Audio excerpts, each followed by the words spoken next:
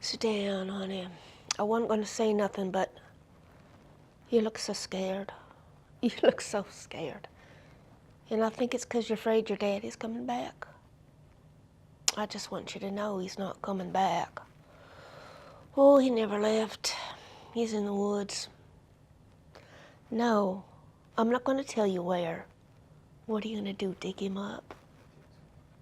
Honey, I tried. I ran away once. Your daddy found me. He always found me. It's 'cause your daddy was a cop. Cops stick together. And I had your little brother with me, and your daddy was going to have me charged with parental kidnapping. I had to come back or go to jail. I thought I could stick it out till your little brother turned 18. Then we could leave. Wasn't nothing your daddy could do about it. But I couldn't stick it out. Honey, I want you to know, your daddy wasn't always like that when we got married. He was the sweetest man. He changed. I don't know why. He was always taking these pills and working out to get big muscles. He got big muscles, all right. The stronger he got, the meaner he got. I'd do something he didn't like or say something he didn't like. He'd haul off and let me have it. Got so, pretty soon I stayed quiet because he didn't want to hear nothing I had to say. I thought I could stick it out, but something happened. Your daddy fell in love. Oh, not like that. He had him some girlfriends, and I thought, hallelujah, now I get a rest. Didn't work out that way. It's 'cause your daddy was king of the jungle. And the king of the jungle does what he wants. And the queen of the jungle, she lies there and waits for it to be over. Now, your daddy fell in love with guns. He loved buying them. He loved cleaning them. And oh, he loved shooting them. He'd go out to the woods, bring me back some poor animal to clean. Nights he'd sit on the porch with his gun on his lap. And he'd laugh that high-pitched laugh of his. And he'd say, you know how easy I could kill you with this gun. You know how bad I want to kill you with this gun. And I think, that's right. Someday you're going to kill me with that gun. Was him or me? I still believe that. Was him or me? I'm a cop's wife. I know something about this. I knew it had to be quick. I knew it had to be quiet. I knew it had to be clean. So one night, I crushed up half a bottle of sleeping pills, and I put them in his mashed potatoes. He loved mashed potatoes with plenty of gravy. And then we was sleeping real good. I just got one of his syringes, and I put an air bubble in his vein. Went straight to his heart. No, honey, your daddy's too heavy for me. I used a wheelbarrow, and I buried all his guns with him, 'cause I hate guns. Then I just drove his car into a lake and reported him missing. They can suspect whatever they want. They got no evidence, and they got no body. And I'm not worried about you. First off, you know every word I'm saying is true. He kicked you out when you were just 16. Second place, you know your little brother needs me. He's just a child. You know, honey, you don't have to run off right away if you don't want to. Matter of fact, I wish you'd stay. I could use the company. Please, honey, please stay.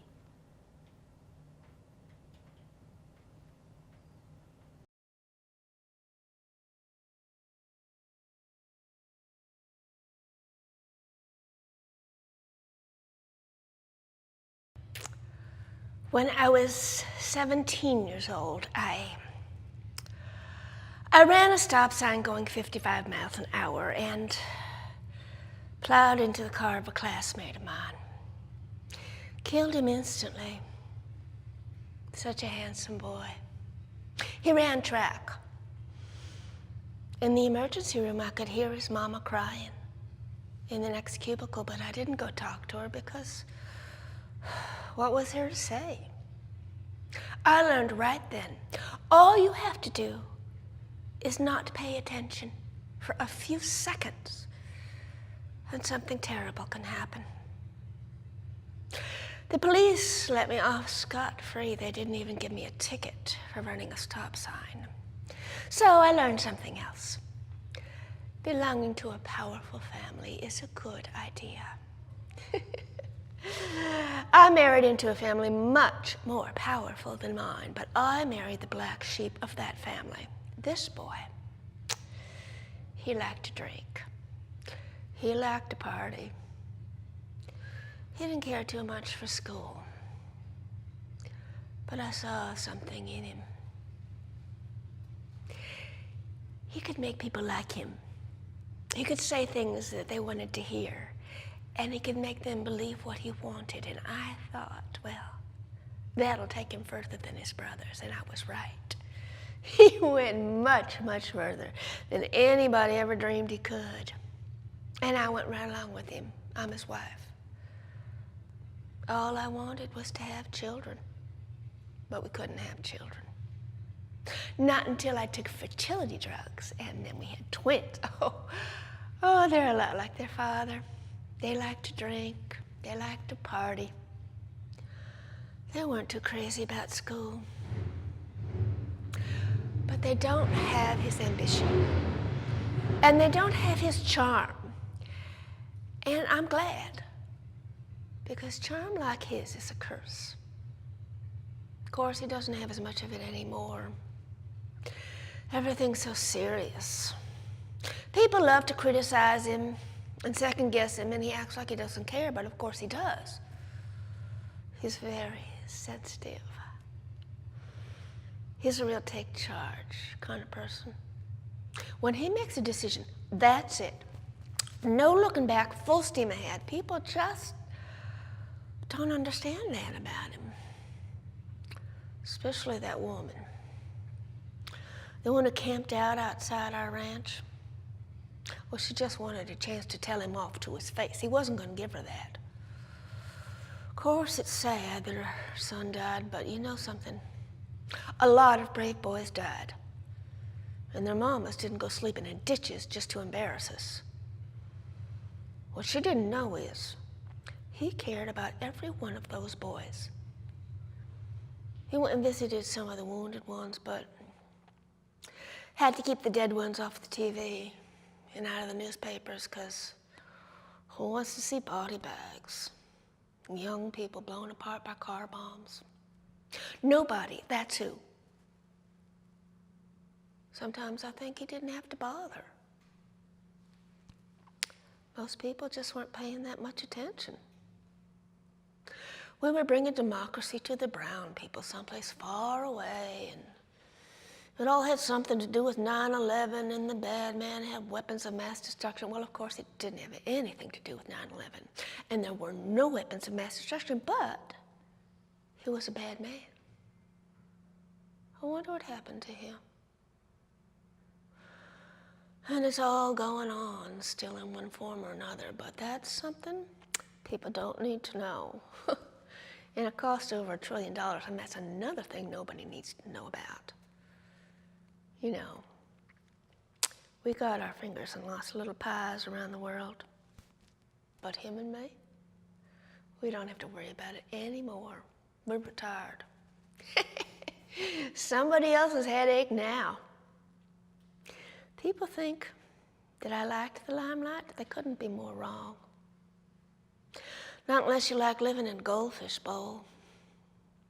Having every smart-aleck reporter thinking he can say anything he wants to about you. And if they can't find anything bad to say, they make it up. I had to be so careful. Couldn't smoke in that house. Can you imagine? Bad for my public image. Well, now I have all the time in the world to do the two things that I like the best: smoke and read.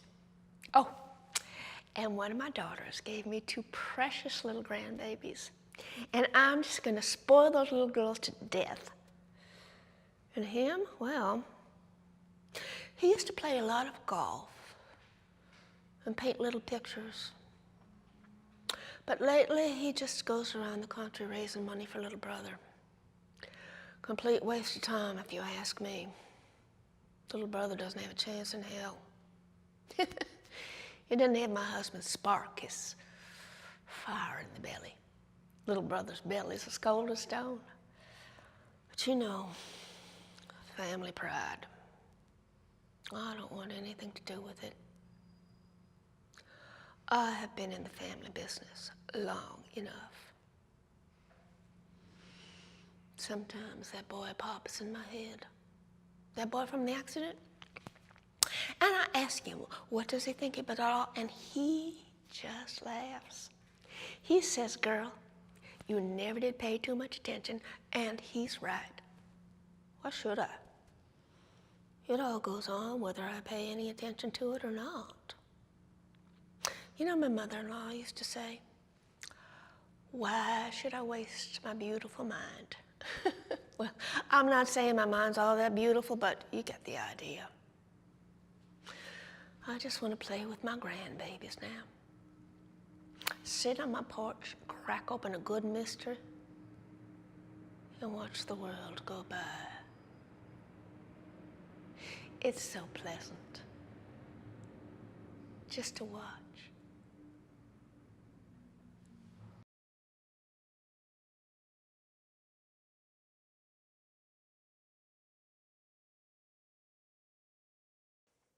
I know exactly what you think. You think I'm going to turn on my partner, right? Because that's what people do. When they get arrested, they turn on each other. Well, I'll never turn on him, and he'll never turn on me. Why should he? I'm not denying anything. See, the thing you have to understand is the old man wasn't supposed to die. That was an accident. We just wanted the money. We got kids. Oh, you're my buddy, right? You'd love to see me in jail. Well, it ain't up to you. Sure, I'd love to start at the beginning. We wanted somebody old because old people are easier to handle. And we wanted somebody rich, but not too rich. Somebody with a lot of kids. So we found the perfect guy, 78 years old, lots of money, big family. Picked him up when he was jogging. Took us forever to get him into that van. Who knew the old man had so much fight in him? But I had a washcloth full of chloroform, and Frank's a big guy, strong guy. So we got him into the van, and he's all tied up in the back, and then we're driving to the warehouse, and I hear this noise. And then I realize he's crying. He's crying in the back of my van. And I almost says to Frank, you know what, let's not do this. But I knew he wouldn't go for it. Besides, we needed the money. We got kids. So we got him to the warehouse, and we fixed up this nice little corner for him. And yes, it was winter, and yes, there was no heat. I didn't think it was that cold. I'm not used to being around old people. I didn't know they were so frail. Maybe if I hadn't had a million things on my mind, it would have occurred to me to get him something warm to wear. But it didn't. So everything went really smooth after that. Family did exactly what we told them to do. Which is when me and Frank had this big fight. Do we tell them where he is now that... Now. Frank didn't want to. But I thought, You know, least we could do. Let his family bury him. So I told him. That's how we got caught. Somebody saw the van. I know I'm going to jail. I almost don't care. Because whether I'm in jail or whether I'm out of jail, I'm going to hear the same thing. I'm going to hear that old man crying in the back of my van as we're driving to the warehouse. Nothing's worse than that.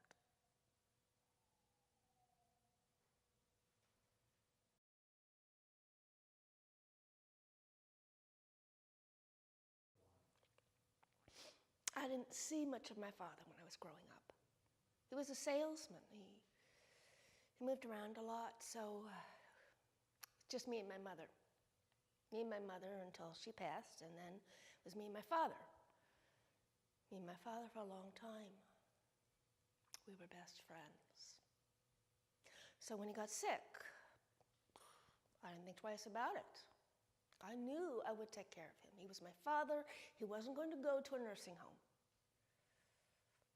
I didn't know what it would be like. I didn't know what it would be like feeding him and washing him and dressing him and undressing him and giving him his medication and changing his diapers and arguing with insurance companies and worrying about bills and spending lots of time in hospitals and getting no sleep and having no social life and watching him suffer. I'd never seen anybody suffer like that. And you know what? I never want to see it again. He never sleeps through the night, so you never sleep through the night. If I give him too much medication, he's a drugged out zombie. If I don't give him enough, he's in pain. A lot of pain. Trying to get him to eat, watch television, listen to music, anything to stop him from thinking about dying. Because dying is all he ever thinks about. Thinks about with great anger. I don't blame him. I'd be the same way. He knows what's happening to him. And there's nothing he can do about it except watch it happen. He looks at me with those sad eyes like, can't you do something? No, I can't. I can't do anything. And it goes on and on until it feels like it's never going to end. And I just don't see the point. I mean, it's not like there's light at the end of the tunnel. There's none. It's just more tunnel. And why should he have to go through that? He shouldn't.